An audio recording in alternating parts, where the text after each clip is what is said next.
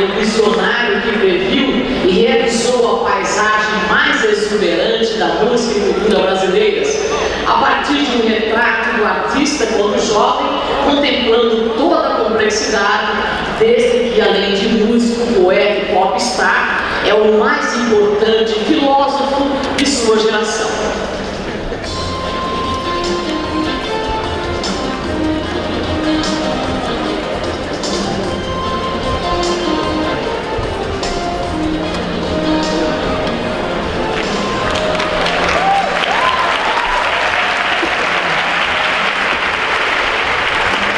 Muito boa noite a todos. Eu sou o Pedro Bial, produtor Carnaval, por favor, editor. E agora, com todos os nossos aplausos, vamos receber Jorge Malta.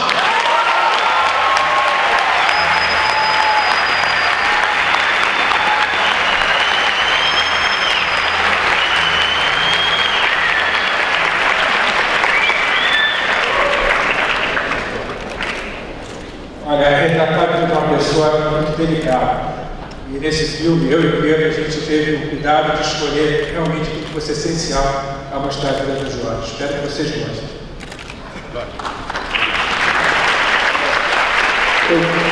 Muito obrigado, eu quero só agradecer essa homenagem e esse filme do Holocausto.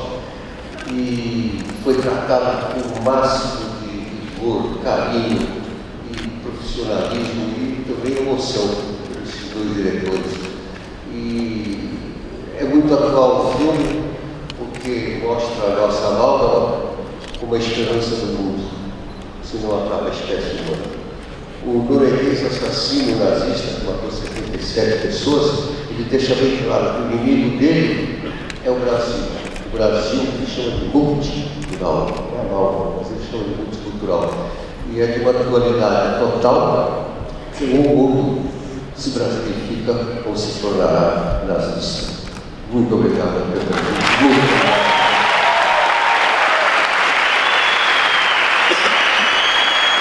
Bom, o que eu tenho a dizer sobre o Jorge Malta, o filme diz, o que eu tenho a dizer sobre o filme é que alguém tinha que fazer esse filme. Dizer. Queria agradecer ao Nuno pelo apoio ao Canal Brasil.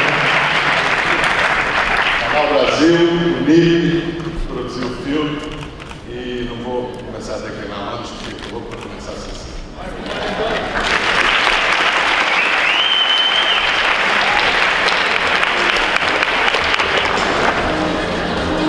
Então vamos dar só um tempinho para que os nossos diretores se acomodem para que nós possamos então assistir